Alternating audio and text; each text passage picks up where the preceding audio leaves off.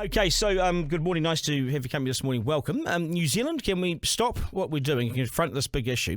Pornography and unrealistic, violent, brutal, forced and non-consensual sex scenes dominate what is being shoved in front of our kids on a daily basis via social media. The internet is the Wild West, and this sort of rape-on-demand stuff normalises what should be regarded as vile and unacceptable in our society. This is a dark world where consent doesn't matter. In the ideal world, of course, we would not have our kids seeing this stuff, but they see it because the world's gone to hell in a handbasket and they've all got devices. And they think it's normal now. And some boys are repeating this in their real lives. Victims advocate Ruth Money has chosen to speak out, saying that she is dealing now with a number of cases every week that centre around abuse via a lack of consent. And she reckons these are entitled kids who start out watching porn and then expect that from young girls. They may be drunk. They may be. It's just absurd. And the girls are abused while they're drunk. And they're too scared to report it. Ruth is with us now. Ruth, it's concerning, isn't it? Yeah, I was going to say good morning, but it doesn't feel like a good morning. No, I'm not going to say that. But it's true, right? It's absolutely true. And this has come about because every week I am getting cases where I have got teenage men and women, and the ladies don't know that they've been abused often, which is terrifying. They don't know their consent rights. And the young men, and typically this is men or young boys against, or rangatahi, I guess, versus females. And the boys don't really understand that their behaviour is illegal, entitled, and it keeps happening. So is this effectively, it's what you're talking about, rape? It's rape. And more than often, they have multiple survivors. It's not just it's happened to a girlfriend or someone who they claim may have been in a relationship.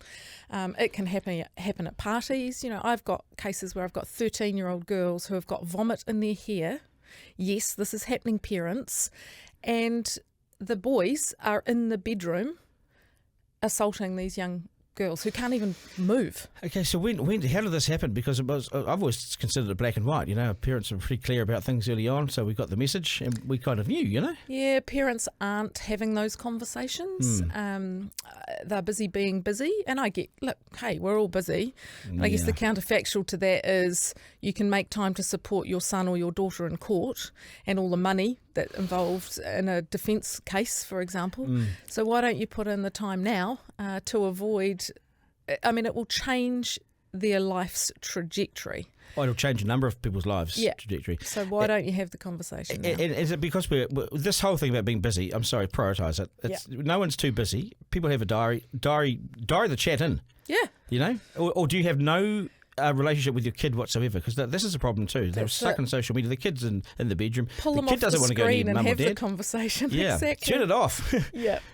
How bad are some of these cases? Absolutely terrible. The problem with the youth justice system, and I've said it before, I'll say it again, is that everything has to be suppressed. Yeah. So you're muzzled, really, aren't you? I am a bit muzzled. I can talk in themes, and I can talk about cases with a lack of specific detail. But what I can tell you is that there are some big announcements around some name suppression decisions for one particular youth offender, and I hope that has set a precedent that we will be able to talk about this stuff more freely. Have we got young boys in front of the courts at the moment for rape? Yes, every week. Yeah, and we don't see it all the time, do we? We sometimes see it at the end. Yes, and we actually only see, a small percentage of that, because when you are a young offender, it doesn't even go into court. There's a whole other side system called the youth justice system where there is an FGC and we all sit around and we talk about stuff. And yep, I'm a fan of talking about stuff. But unless there's a follow-up and unless there is accountable actions, how does that survivor feel like they've been heard? How does that survivor know that this person's not going to go on and do it again? And I think that's the bit that scares me. And what I was saying yesterday to you is that most of these offenders at the moment have got multiple victims. This is not just a one-off thing. So they think they have an entitlement then. They have a right to do this. This is what I'm hearing from you, that these are young, the teenage boys. There is a huge sense of entitlement. And where's that coming from? Is that coming from what they see on as Sorry, normalised? dads, it's coming from you. And this Right, is they're repeating their behaviour. Yeah, this is a learned behaviour. Yes, I'm generalising based on my cases, and I am incredibly busy, and I welcome anyone to spend the day with me. Yeah. Because it is a theme where dad won't believe that it's happened. Dad will fund every lawyer that they can possibly get their hands on, and take it all the way up to the Supreme Court, for example, to what I believe he thinks is protecting his son, as opposed to protecting the community from your son and helping your son understand his harmful sexual behaviours. All it would take is the right behaviours right from the start of when this child is born, that you have the right conversations with them. And you put in place the boundaries and the right chat at home. It's easy. That's right. It is entitlement often is that behaviour that they model from the house, from the home. And it's all tied in with the family violence statistics. It's not, we can't look at these things in silos, but unfortunately this consent issue, ladies, you need to be aware of your consent laws, and you need to be aware of the rights that you have. So we're getting a lot of texts and messages in here saying, how do parents address this? How do parents approach it? So there are good resources online actually for parents to have these conversations.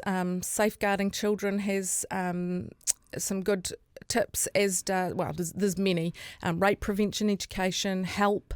There are parenting tips to have consent and healthy sexual behaviour conversations. One of the best things you can do is go onto YouTube and Google, or even just Google it actually, but it's on YouTube.